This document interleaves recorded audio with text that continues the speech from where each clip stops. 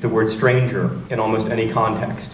We're super saturated with the idea that Walt Whitman experienced as a mystical revelation 150 years ago. As he put it, "You will hardly know who I am or what I mean, but I shall be good health to you nevertheless, and filter and fiber to your blood." I think that Whitman was right to realize that the connectedness of us, one to the other, is filter and fiber to the blood. Hundreds of millions of people have Facebooks, and while I know only a fraction of those people, there's a strangely fortifying comfort to knowing that they are out there, and that I am, through some network, connected to them. But there's profound risk in that hyper-connectedness too, as we're beginning to see. It becomes so easy to find a group of people who agree with everything you think, and then to spend your life in an echo chamber, only hearing voices that you already know you agree with. Many communities, of course, have this quality in real life, but on the internet, the information-saturated internet, it's almost a challenge to even find opportunities for respectful and constructive disagreement. And that's one of the things that we've sought to create through Nerdfighteria. There's this famous line from an Auden poem that I like a lot. It was bandied around a lot about after 9/11. "We must love one another or die." Interesting to know, by the way, that Auden later changed that to "we must love one another and die," which is true, but dumb.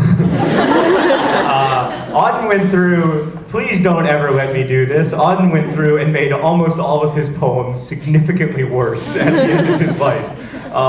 So yeah, please restrain me from trying to edit my books, even though they certainly aren't perfect. Anyway, he originally wrote the far superior line, "We must love one another or die." I always think about that when I think about how books connect us. Great books show us not only the importance of loving one another, but the nature of that love.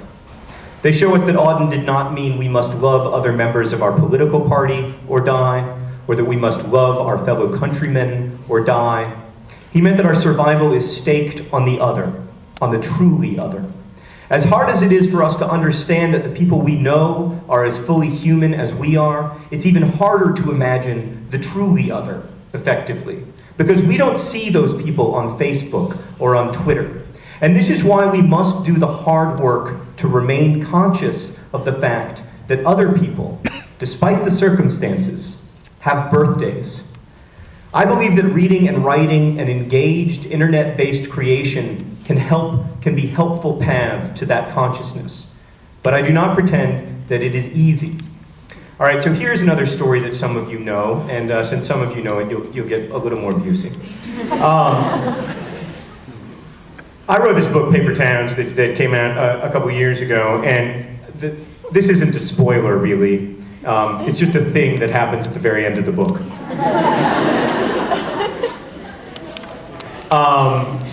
All right, so there's this weird phenomenon in cartography where map makers will intentionally insert fake towns into their maps.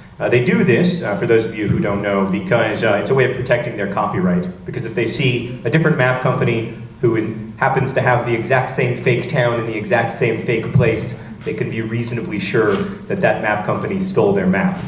Map makers have been doing this for a long time, since all the way back, and they still do it. You see a lot of, they're called trap streets or trap towns or paper towns or copyright traps. You see a lot of them on Google Maps, on MapQuest, on Yahoo Maps. You see a lot of them in printed maps still. But the most famous example among cartography nerds like me is Agloe, New York. So in 1930, this company called General Drafting makes a map of New York State. They put a fake town at the intersection of two random dirt roads, and they call it Agloe, New York, because it's their initials. They're Ernest G. Lindbergh and Otto G. Lindbergh and Ernest Alpers, so they took their initials and mixed it around and called it Agloe. And for 40 years, this town was on General Drafting's maps, and then one day, it showed up on a Rand McNally map, and boy was General Drafting excited. And they called Rand McNally, and they were like, "You guys are in big trouble. We are gonna sue your pants off. The town Agloe, New York that you put on your map is fake. We made it up. and you are going to give us all your money. And Rand McNally was like, no, man, that's a real place. Because people kept going to that intersection of two dirt roads in the middle of nowhere in upstate New York, someone built a town, and they called it Agloe. There was a gas station, general store, a couple houses. It said the Agloe General Store on the side of the gas station.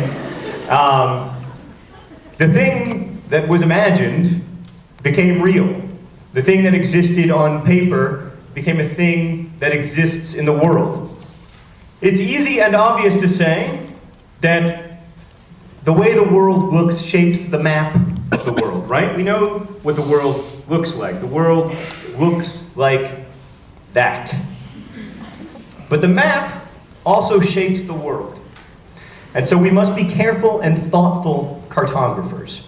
To give you evidence of the fact that the map shapes the world, let me show you a map from Australia.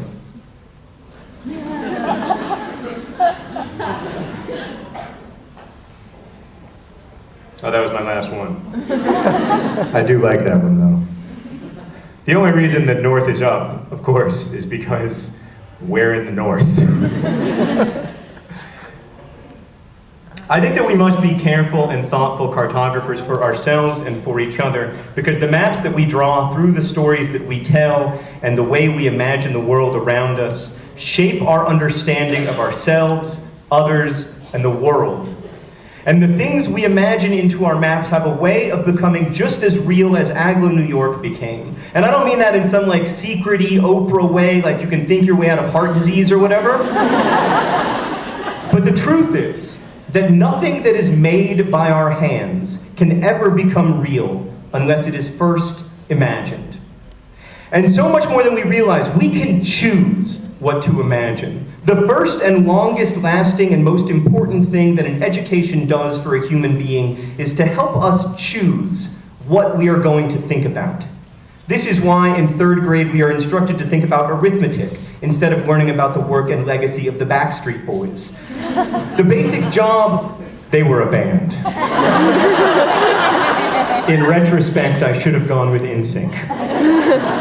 The basic job of school for the entire time that we are there is helping us to figure out what are we going to spend our lives thinking about. It's true in third grade when you're learning arithmetic, and it's true in college when you are studying Descartes.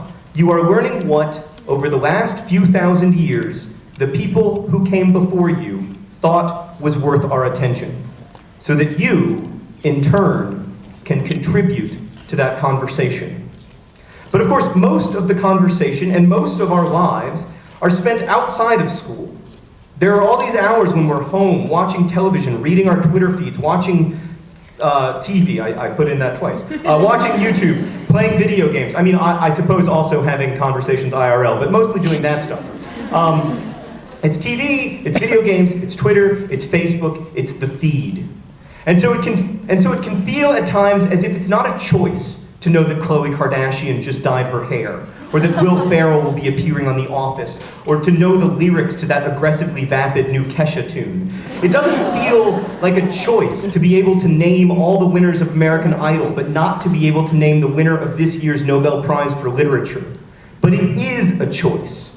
And good books are in the business of helping readers and writers alike to see the breadth and complexity of life, so that we might make our choices consciously and thoughtfully, lest we all, to borrow a line, end up bubbles on the tide of contemporary culture, bobbing about aimlessly. William Faulkner said once that the poet's voice need not merely be the record of man. It can be one of the props, the pillars to help man endure and prevail. And I believe it. Great books entertain and move us, yes, but they also help us to internalize the essential humanity of others by mapping the beautiful and shattered world in which we live.